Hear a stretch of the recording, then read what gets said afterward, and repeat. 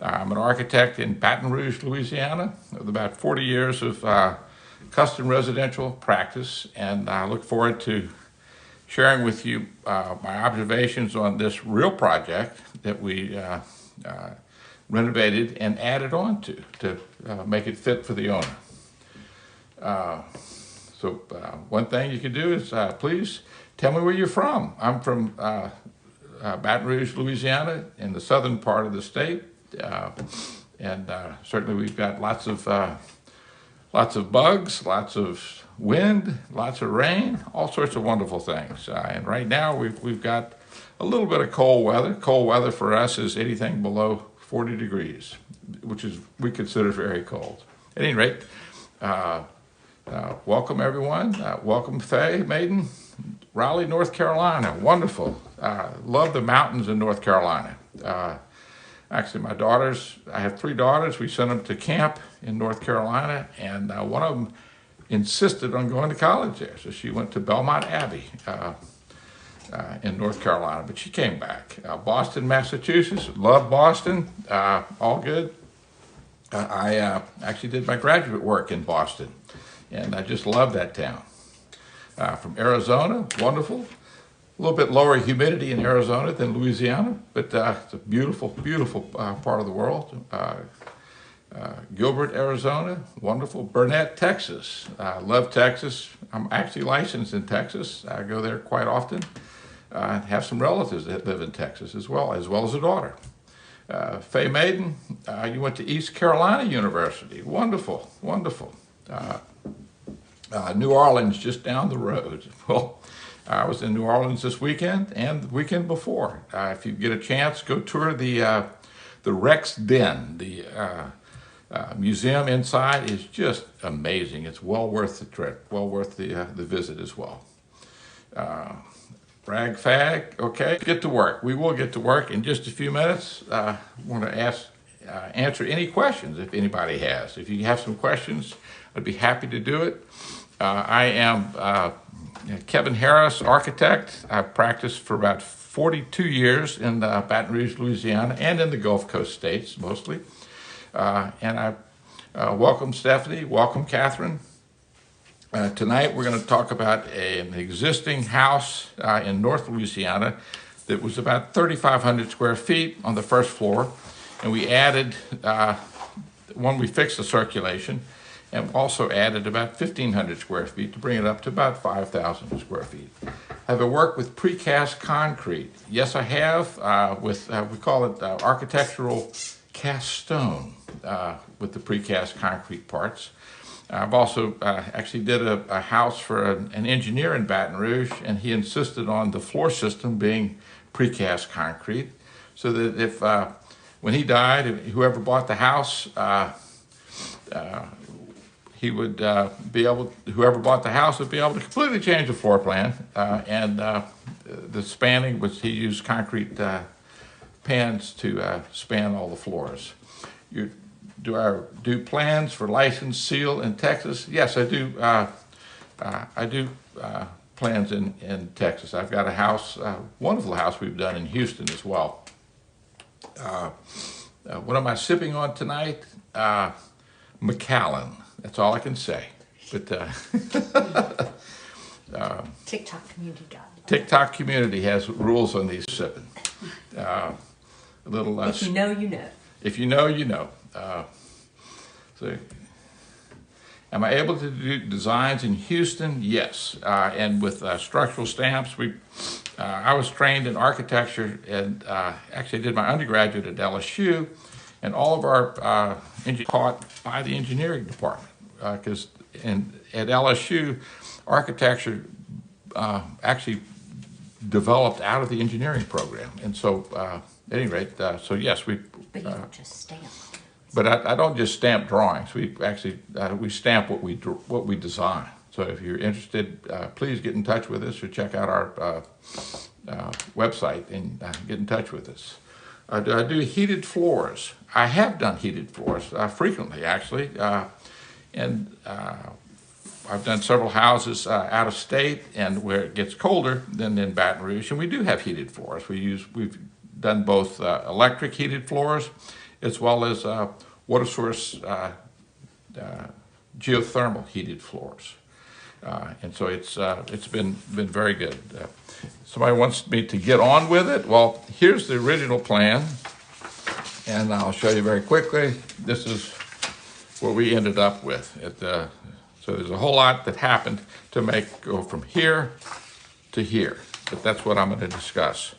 It's one thing to take an existing house and to update it, but you need to update it in such a way that it becomes your forever home. And that's what I like to do. Kay Corn, welcome from Houston. Do I use Chief Architect, Mr. Woods? I do not. I use ArchiCAD, which is a program that is by Graphisoft, and it was started in 1983, and it's always been in 3D. And I'll show you about halfway through the project. I'll show you a project we're working on in Texas that actually we have the 3D model for. I start off everything freehand, however. Will Sandberg, welcome.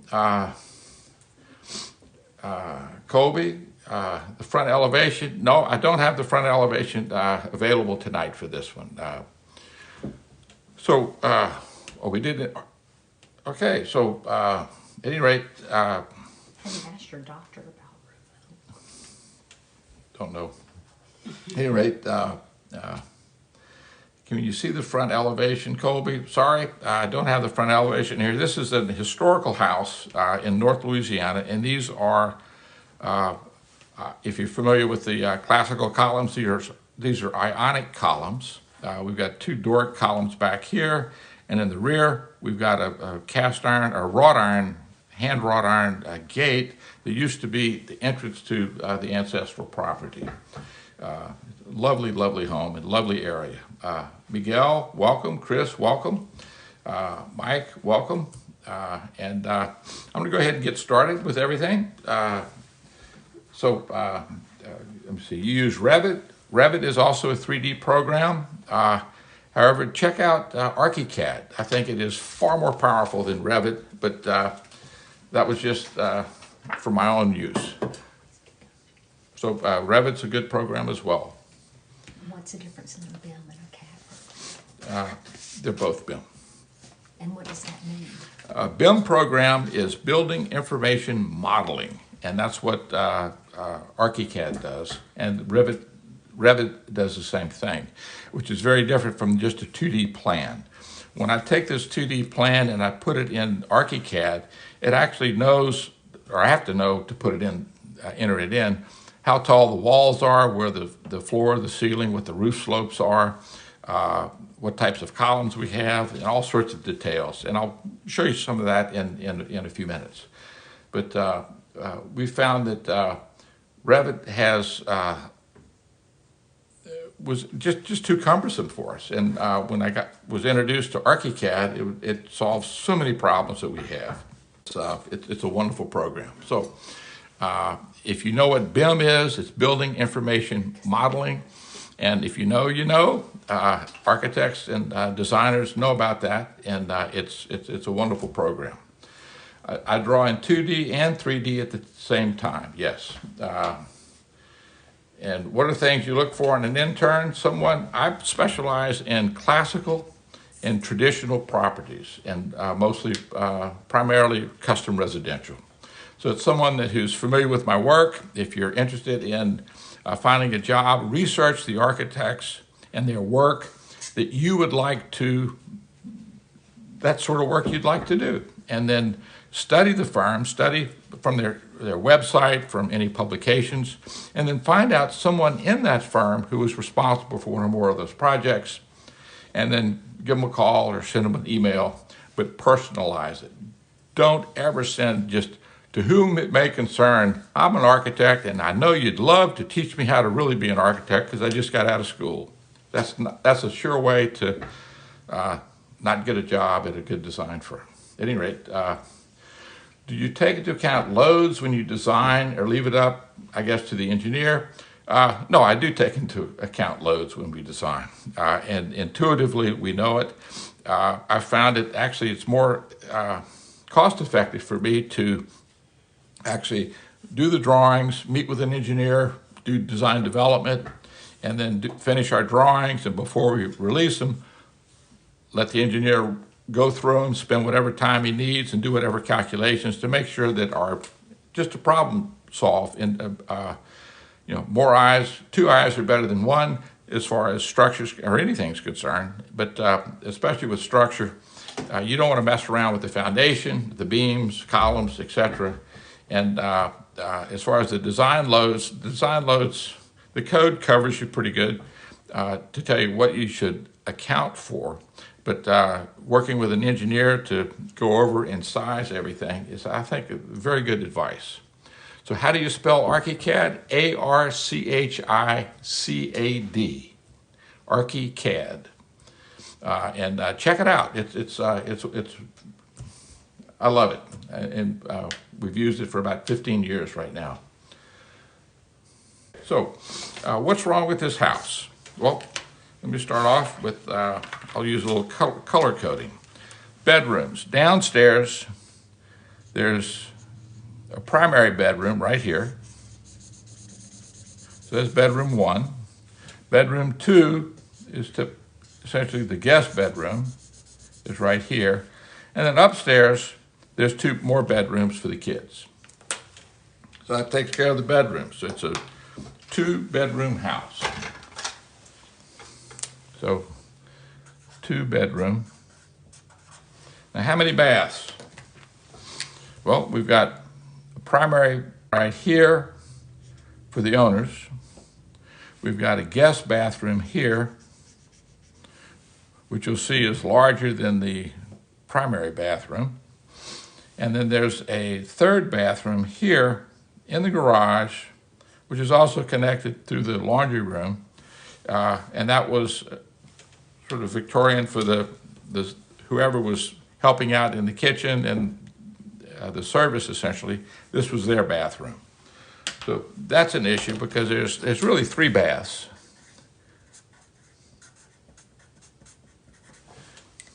So it's 1, 2, 3 baths. Next is the social spaces where your guests hang out. So you've got a dining room right here, which is lovely. It's absolutely gorgeous. Wonderful molding and views, etc. Here's a wonderful spacious foyer to receive your guest. Then here's a living room, formal living room, with a bow bay window, which is all glass. It's just gorgeous views, and a grand piano is set here. This is existing. So, all right.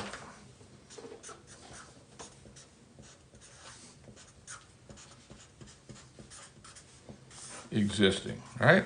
So, the other social spaces, you've got the den, which is like a formal library den right here. It's a very formal house. And so these are your main social spaces. Now, how do you feed your guests? Well, there's the kitchen. There's a glorious butler's pantry, which is linear right here, with lots of storage. And then there's the kitchen here, which is secluded all by itself here in the corner. And then there's the utility room right here, which is removed from everything. And you can see from this, the flow. It's a Victorian design or layout of the floor plan. It is a lovely floor plan, but it's Victorian in the fact that when your guests come in, they go either to the living room, first to the living room, then when it's time for dinner, you come to the living room, or if you're going to go to the library, you go here, or if you're going to go outside, then you go here. But it's a linear flow from here to here. You come in, you go here, and you leave. There's no circulation. It's one room at a time, and everybody's in the same room pretty much, unless there's a big party, and then you sort of segregate. But the kitchen it's off to itself.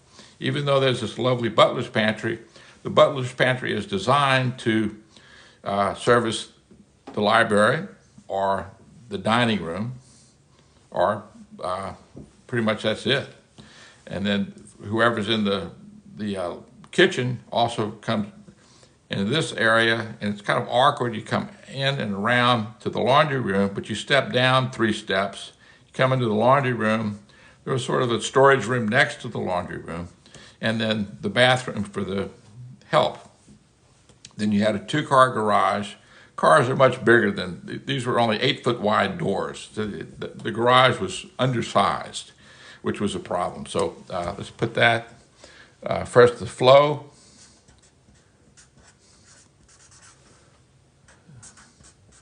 Linear, and then the garage, too small. The utility room,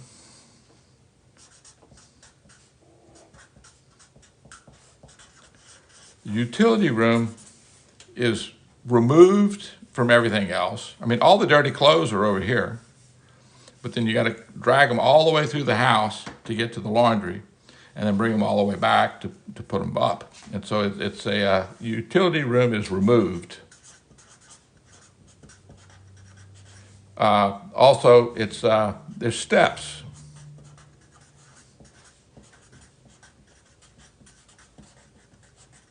And the steps are between, you've got steps here. Then you come into this room and you go to the garage. You've got 2 more steps down to the garage. So if you twist your ankle and you're in crutches, or if you're in a wheelchair, good luck getting into the house and getting around and operating. It's too awkward. So I always recommend that for accessibility, have it to where the living parts, the main living parts of the house are all on one level. Keep them on the same level. For those that are coming, just tuning in, welcome. This is Kevin Harris with Architect Talk, Fix the Floor Plan Live. Tonight I'm doing a Fix the Floor Plan edition. This is a lovely home. It's about 3,500 square feet. We're adding 1,500 square feet to it, and a whole lot of function and flow. I'll give you a tour of the house, and we'll talk about the problems. Then I'm listing issues here with the house, and then I'll walk you through the redesign process. And I'll show you some before and after floor plans as a recap. At any rate, it's a 2-bedroom house. It has 3 bathrooms. However, 1 bathroom is completely removed because it just serves the service in the kitchen. It's in the garage, and it's not air conditioned. The flow in the house is linear. So when your guests come, this is all they can do. They either go to 1 of 3 rooms. This room can also go outside into this absolutely stunning courtyard, or these, so let's say 4 spaces for your guests, as well as this very gracious front veranda as you enter. But the flow is it's choreographed, and that's it. There's no free will or kind of free circulation, if you will. And the kitchen is completely removed from everything else. So the kitchen, I'll call it removed, as is the utility room. But the kitchen is removed from everything else. Now, what is this lovely space here? That's a private office, and it's wonderful. It's also served by the kitchen, very, very conveniently located next to the kitchen. It also shares this half-round, completely glass view of the landscaping looking this way, and the front, it's stunning. It's wonderful, but it's still has issues. The garage is too small. These doors are only 8 feet wide. Cars today need to be bigger, but this is 8 feet wide and 8 feet wide to get your car in. So when you pull up, you got to fold in your windows and very carefully drive in, so you're not, removing mirrors or hitting things as you do so. Also, the storage in the garage is just 2 feet deep, but it's this outdoor storage, and then it's not enough storage for, where do you put your lawnmower? Well, they put it here in the garage, which means you can't really park your car comfortably, which means You end up parking the car outside most of the time, and it's awful. The house is gorgeous, but it doesn't function quite well, quite like you would like it to be. So let's see, what are we going to do? Let me take a little break right now, and I'll answer questions. So you can do the as-builts for me in Texas. Wonderful, wonderful. Whenever I do, I can't actually start an existing house without the as-built, so that sounds great. Let's stay in touch. Let me see. Okay, where did I get my degree from? You were studying architecture and civil engineering. I received my undergraduate, or my Bachelor of Architecture from LSU, and then I got my master's in architecture and urban design at Harvard University. So I've got two degrees here that I'm working with. Have you used CAD? Yes. Good question. I use actually a BIM form of CAD, which is ArchiCAD, and that's the program we use. Let me see, do you do basic engineering in IIRC, or if it's outside of that scope, we get an engineer? Yes. The IIRC is the International Residential Code, and it covers, actually it's a code that gets better and better each year, and it will tell you what essentially basically how to build your building if you follow it, how to electrify it, how to do your plumbing, and do everything safely. But remember, the IIRC is just the minimums. You want to make sure that if you're cheating on that, your house may not be here for long. So keep that in mind. 2 bedrooms. The upstairs bedrooms are this purple line here is a stairway, and that brings you up to this two more bedrooms and a bathroom upstairs that was for the kids. Okay. Certainly, Logan. I've adopted primary versus the alternative for the owner's bathroom and bedroom. So the house is not really functional, I agree. The shirt makes your hair stand up. Well, sorry about that. I could scratch a chalkboard. I used to teach architecture, and every now and then the chalk would squeak, and it would make my hair stand up. So I know what you're saying. Love your handwriting. Thank you very much. Architects, or when I was in architecture as an undergrad, we took all of our notes in handwriting so we could learn how to letter. This is quick and sloppy. My regular handwriting is much slower, but I'm much neater when I do it. You always loved critiquing floor plans. Well, Lisa, I'd love to hear what your critique of the solution would be. I have never worked with Pulte Homes user, and a lot of numbers. Looks like my credit card number or something.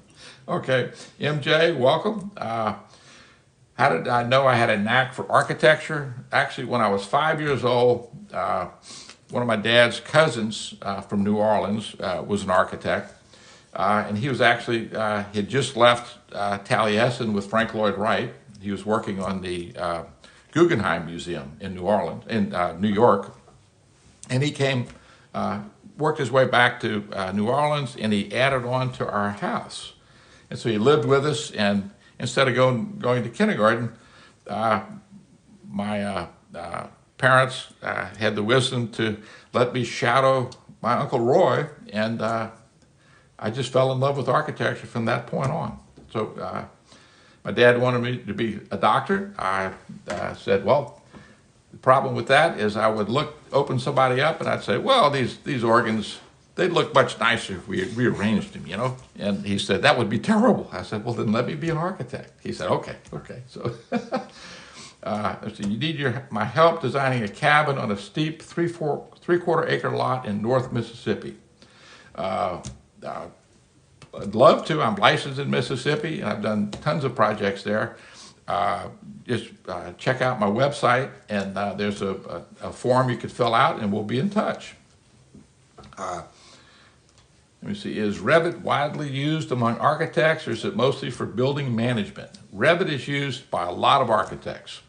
So is ArchiCAD. I find that ArchiCAD is used, at least in the United States. The architects I know, of course, are mostly custom residential, and it's real big with custom residential architects. Let me see, did kitchen used to be hidden versus the heart of the house?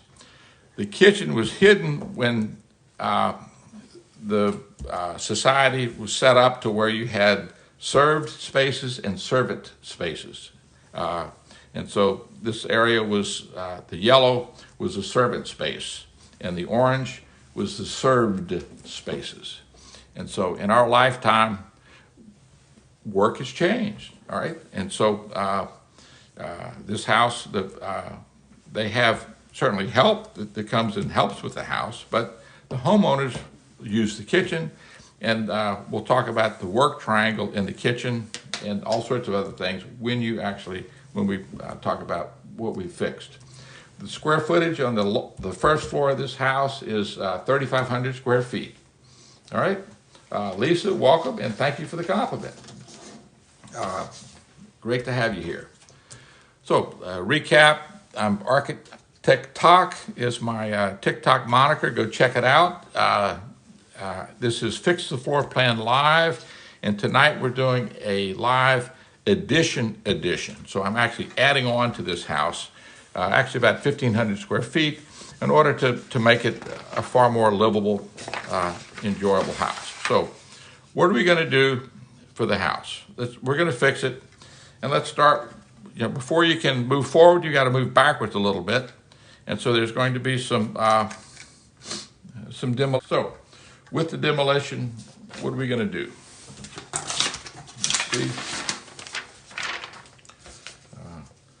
The bedrooms. There's plenty of bedrooms. There's 4 bedrooms in the house, 2 upstairs and 2 downstairs. No problem with that. But the circulation between, say, the kitchen and the rest of the house, first thing I'll do is the kitchen needs to get bigger, and it needs to connect better to other parts of the house. So with that, the kitchen, right here, we're going to cut a hole in this wall. This is the library den, and so we want to add space here, or add a connection between the kitchen and the library den. As far as the kitchen's concerned, this part here, I want to take this out and add these cabinets where these 2 closets are. See, and pardon me, I'm not that good at whiteout. It's easy to just press erase with your CAD program. At any rate, so we're going to completely wipe out the kitchen. It's a 60-year-old kitchen. The appliances are as lovely as they were. They're certainly outdated, and so the kitchen's also too small. So I want to expand the kitchen some. So we'll take out this wall and expand the kitchen. The garage, which is in a great space, but it's a garage, and this is this glorious courtyard, and you're facing it with a garage. And what I forgot to mention is that the owners wanted to add a few things. They wanted a 3-car garage, not gar, but 3-car garage. Should give a trigger warning. Yeah. For the sound. Yeah, all right. Trigger warning. Trigger warning. I'm using the squeaky pen again. They wanted a library. All right. They love the den, but want to take all of the books. He has way too many books for this den library. Leave this as a den, but then add a library over here where the garage is, because we need to add a garage to make it for 3 cars. Because this doesn't even fit comfortably 2 cars. All right. They want a swimming pool. They want to be able to swim laps, have the grandkids over, and enjoy the pool. with the pool, they want to add a pool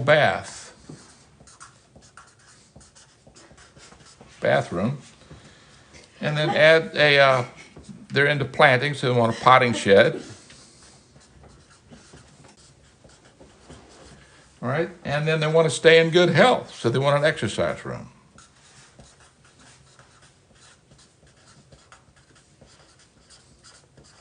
And finally, their primary bath, they realize how tiny it is. It's smaller than the guest bathroom.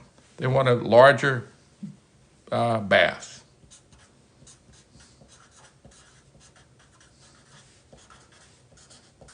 And if possible, more storage in the closet for the primary bedroom.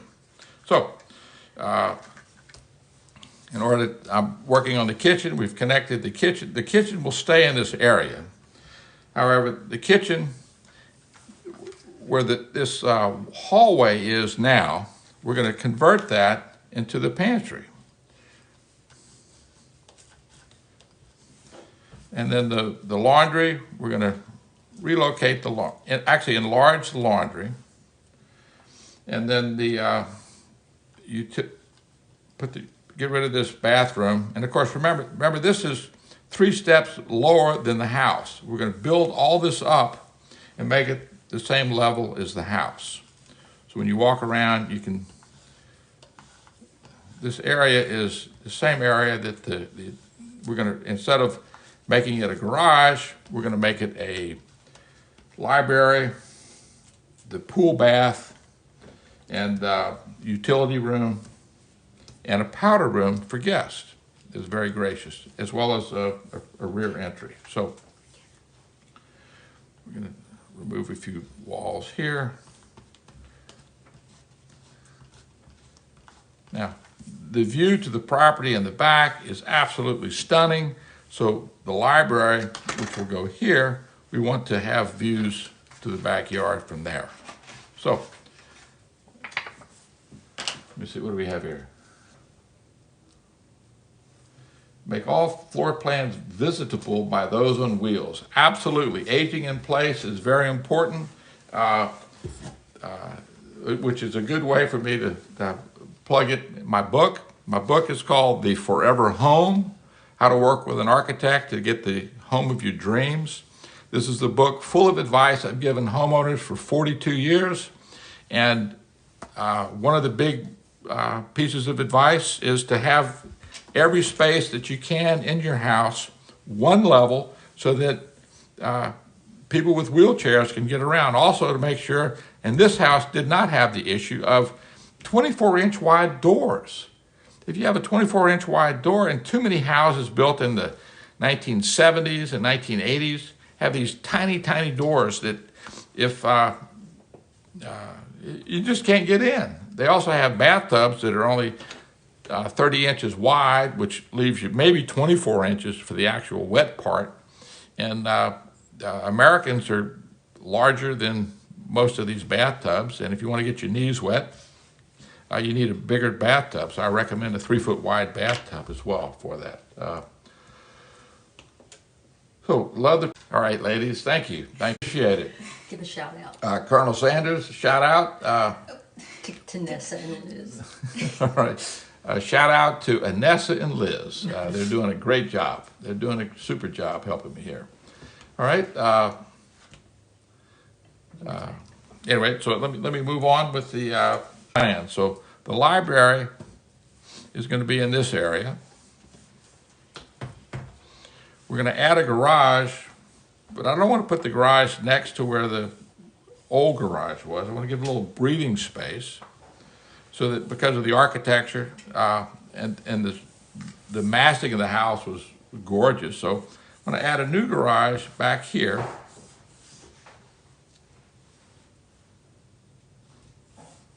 Line it up. So this will be the new garage, and it'll have a little extension, and the extension will be where the potting shed will be and the exercise room, all right, and a little storage.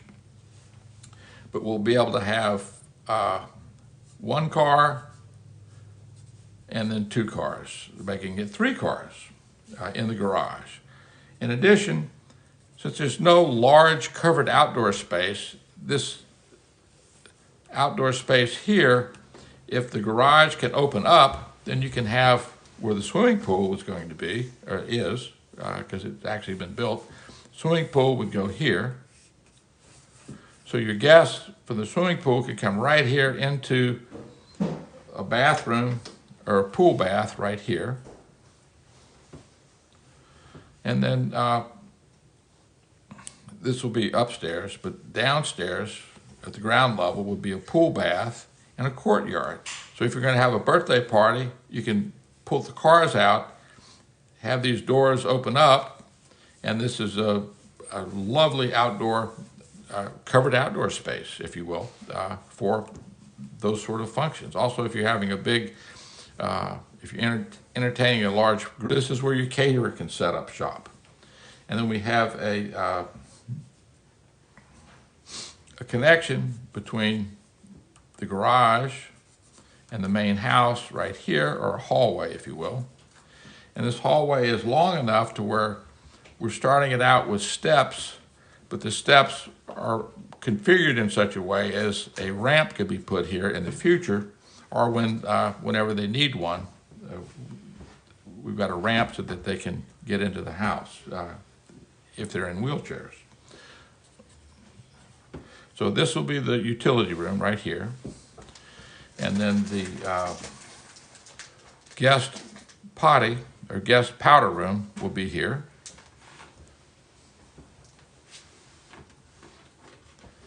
The lavatory. And then right here, this space is a little bit bigger than the existing den, but this will all be the library. And the library will have windows looking into the courtyard as well as into the back. And adding on to the back of this area, you've got a, we've added, picking up on this sort of bow window, we added a bow window over here, or a bow shape, which is the balcony that connects to the library. In addition, it has an outdoor grill. So the outdoor kitchen is connected to the library, which is this wonderful additional social space. And the library, let me give you some doors that come through, like so. Let me get my pen. So here's a balcony.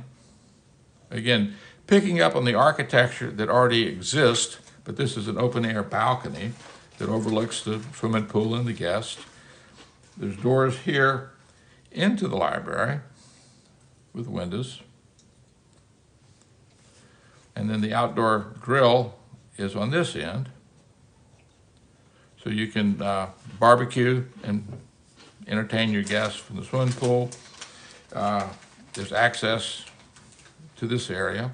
Now the kitchen, some nice advantage of the kitchen, we took these two historical columns and then moved them actually to here, and made, instead of this 4 foot deep or 2 foot deep, I'm sorry, maybe it's 3 foot deep porch outside of the den library,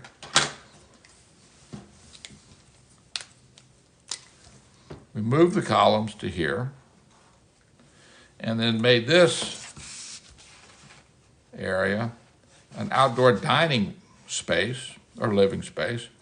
So the den opens onto the outdoor area, as well as the kitchen opens on to this space. And so the kitchen comes straight across here, and this lines up with our hallway, which goes all the way to the garage. And so this space is our kitchen breakfast area. And so this, what was the hallway, as I said earlier, is now a pantry right here. Wonderful walk-in pantry. It's kind of a U-shaped set of cabinets with a door going into it. So it's a butler's pantry in the sense that you can keep all your coffee pots and toasters and things like that out of the way, as well as store food, lots of food. And then on the inside of the kitchen, let me see, we've got a wall across here. So we have an L-shaped kitchen right here, and a great big island with bar stools on it, and then a cooktop over here. We got the sink next to it right here, and I'll show you this clearer. And then the refrigerators are right here, refrigerator and freezer right there. This space is additional storage for the butler's pantry. But now and then there's a pocket door that connects. You can close it or open it, and it connects the den with the kitchen. So now you can come into the house and flow. Say you're in the dining room, you come through the rebuilt butler's pantry, which is a showpiece all by itself, and go around this way. Or you can go into the den and come into the kitchen, or do all sorts of circular loops throughout the house. And then here's, if you want to be outside, you can have outdoor dining here, or entertaining, or go out into this lovely courtyard and enjoy the view to the pool. And you can go swimming right here in the swimming pool. Here's the library. Right here. And the library has, a generous amount of bookcases and lighting and seating. So the library actually is another social space. If they have church groups to come visit or have Bible study classes, whatever, there's plenty of room to come into the library. Wonderful lighting. You're close to the kitchen. You're close to the bathroom. The bathroom is right here. Here's the potty and the lovely lavatory. And then here's the laundry room right here. Lots of space, lots of cabinetry, lots of windows, and the laundry also closes off to the hallway. If you're going to come in, if you have guests coming in, there's doors here and here, because remember, this space is outside. So I'll draw a green line around it. This is outside, as is this. So if you're going to have a party at the pool right here, you don't have to have everybody come through the house on their way to the pool, or from the pool back to their cars, dripping water all through the house. They can actually come in through here. Park their cars, come in. There's doors there and there, so this could be a breezeway. If you have cake and things set up, you can do it in the garage, or come in through this courtyard. Remember, you've got the pool bathroom is right here, and the bath is set up to where there's a steam room next to a shower. In case it's cold. It's in North Louisiana, so it's a lot colder than it is down in Baton Rouge. You've got a normal bathroom with a potty and a lavatory, but you also have a shower and a steam room. And then this is storage for outside storage, because you need that, pool toys and things of that nature. And then go onto the pool, and you've got all the yard here. You've got your exercise room and your potting shed. So let me recap. We started off with a 3,500 square foot house, and we added another 1,500 square feet to it by renovating and extending the kitchen with a breakfast room, outdoor dining area for the porch. We added a library, an outdoor sitting area looking down at the pool, and then the outdoor kitchen. And then a new bathroom for the pool. So we ended up with actually four full bathrooms in the house. Double the size of the laundry. We have a 3-car garage. We've added an exercise room and a potting shed. So here's the final floor plan sort of rendered without all my colors and not having to use the whiteout tape. So here we go. Let me answer some questions. Where's the golf simulator? Good question. The homeowners actually don't play that much golf. They're into other sports, but that's a good question. You could use a golf simulator in the garage if you wanted. When I do this type of renovation, what type of budget do you typically need? It depends entirely upon the part of the country you're in and the degree of finish and customization you'd like to have. Understand that this was a fine home, that we didn't tear up anything that was beautiful about the house. The neighbors, when we finished the renovation, they couldn't tell that what we added was not part of the original. I failed to mention that this is where we added to the primary bathroom. We relocated it. We kept the existing closet that became his closet, and then we added a larger closet for her. Then we've got a shower, 2 lavatories versus a single lavatory, the original one, and then a lovely bathtub. So, and then the potty is in its own room versus open to the space. So we added maybe 100 square feet here, and then redid the bathroom, adding a closet and an additional lavatory. Okay, put the laundry by the primary bathroom. That's a good point. That was the patterns of living for the owners. They felt that this was a better location for them. But there's 2 theories, and you've brought up a good point. One of the theories of utility room location is either by dirty clothes generation or by where you're going to be working most of the day. And so the homeowner is in the kitchen and in this area most of the day, and so on the day-to-day activities, the utility room is actually in their living path. They live in this part of the house during the day. When they have guests, they live in this part of the house and then actually use all of it. And then the bedrooms and baths are back here.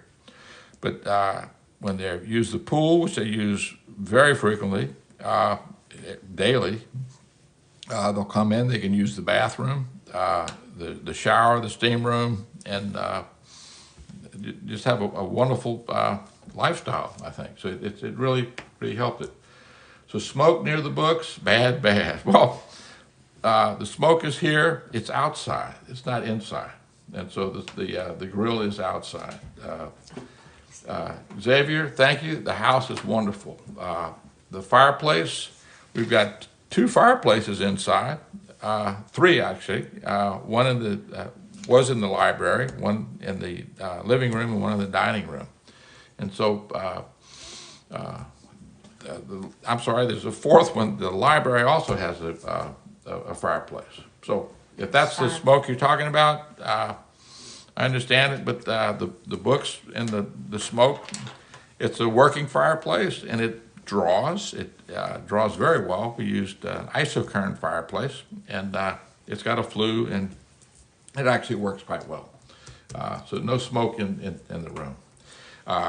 One problem with fireplaces, if you use real wood, which I encourage, you need to clean the ashes out on a regular basis, because if your ashes cover your air intake, you will get smoke in your room. So if there's smoke, if you've got a smoky room because of your fireplace, chances are that the fireplace has too many ashes in the bottom. So what is my opinion of shop classes in today's education? You were in 1986. I was out of graduate school in 1980. Anyway, shop classes were wonderful to start with, and they've really been watered down throughout the country in high schools. I think it's a horrible thing, and we need to bring back more shop classes in education. In November of last year, I took a trip to Charleston, South Carolina, and about 5 or 6 years ago, they founded a new school, and it's the college, they call it the American College of Building Arts. It's a 4-year program, and you pick one of 6 specialties. And you come out of that school either being a master carpenter, and you can build any cabinetry, any piece of furniture that you want, that you can dream of. You can build heavy timber. You can do decorative plaster work, which is one of the students I met is actually studying on a fellowship right now in Florence, Italy, studying Renaissance plasterwork. So no, the arts and the crafts are absolutely needed. I consider myself a good architect, but I don't build these things. I don't build what I design. I need great craftsmen to do it, and I'm absolutely 1,000% in favor of shop classes in today's education. Did they go with the exercise room? Yes, they did, and they use it. They use it. Let's see, how big is the demand in residential 3D rendering in my experience? Well, in my experience, every project we show our clients is rendered in 3D. And I'll show you, not this project, but another. As soon as I can release my iPad from its container, I will show you. So here's, let me get this. So here is I'm a small firm, and so we have to do all of our own stuff if we can. But at any rate, I learned how to draw perspectives by hand. I still love doing it. I'll sketch in front of my clients. I'll sketch in front of you, albeit this was a bit sloppier than I typically do with my clients, but I slow things down. But here is let me see. It got a glare on here, sorry. Let me move it up, that might help. Anyway, here's a floor plan or site plan of a project we have. We entered it in CAD, so you can see all of the, these are where the different buildings are. There's a greenhouse here, a garage, a garçonnière, which is a fancy name for a guest house in French. And then here's the main house. If I press this button right here, and this is BIMX, B-I-M-X, and it comes with ArchiCAD. So it gives me a 3D. So I show this to my client, and I give it to them on their iPad or their cell phone even, and they can zoom through the house, see it in 3D. But better than that, let me show you, put the roof on, and let me get rid of the plan. So this is just the building. And so here is the 3D we give, and this is produced by ArchiCAD. And so we've got the columns, the materials, the brick en poteau, where it's brick and wood timbers construction. Got French doors, got shutters. Here's an outdoor kitchen with inside of a Venetian porch, and shows all of these details. And then you go inside the house. Whoop. See, let me back out of. Go inside the house here. And so we're in the kitchen, the living room area. Look to your right. We've got the kitchen. The owner selected some marble, some special granite. So we actually photographed the granite and then imported that texture into the drawing, into our CAD program. Here's their kitchen. Here's their butler's pantry right here. And then let's walk around. So here's the living room. Lovely space. But ArchiCAD gives me these 3D renderings, and it's just wonderful. And it's very, very quick. So 40 years is a long time. Tell me about it. I've been out of graduate school for 43 years. How did you handle the switch over from drawing by hand to CAD? Great question. When I was teaching at university, CAD was, actually when I was in graduate school, we took a course at MIT in architectural drafting or CAD. And it took an entire semester to draw a box, the programming that went into it was just insane. And so I kept in touch with the professor. He was a guy named Eric Teichholz, wonderful person, great early adapter and professor of 3D CAD. And it wasn't until 10 years later that he said, Kevin, CAD can now help you with the drafting and be faster than your hand drafting. And so I got onto CAD. So in 1990, I got on the Ferris wheel, if you will, and it is a Ferris wheel because I've spent more money on CAD programs and CAD maintenance and teaching people how to use CAD to work in my office than I've spent on my building. So how do you do it? You just jump on and learn it and join a group of a user group of people that use the same CAD program, and they're happy to share it with you. It's wonderful. So it's been good. You're starting up your, Michael Perkins, you're starting your own small business focusing on residential 3D rendering.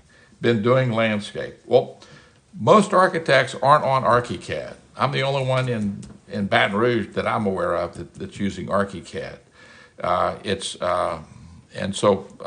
And I have yet to find a client or even a contractor, because I give the BIM X that I showed you earlier, or the other house, I give that to the contractor as well, so he can see the house in 3D before he ever gets started in it. And so it makes everybody's job a lot easier. Fire Marshal Bill, I agree with you. Fire Marshal hasn't asked for the BIM X, but I would be delighted to share the BIM X views and models with the Fire Marshal. Please show me the stove hood area. The stove is right here, and it's got a hood above it, and it goes up through the roof, exhausted through the roof. It's a large, I think 48-inch Wolf stove, so it generates a whole lot of BTUs, and so we have two fans in the exhaust. One is the makeup air, and the other is the exhaust air. All right, so we don't pull a suction on everything and end up losing all of our air conditioner. Have I used Revit? I did use Revit about 15 years ago, and what all have you used?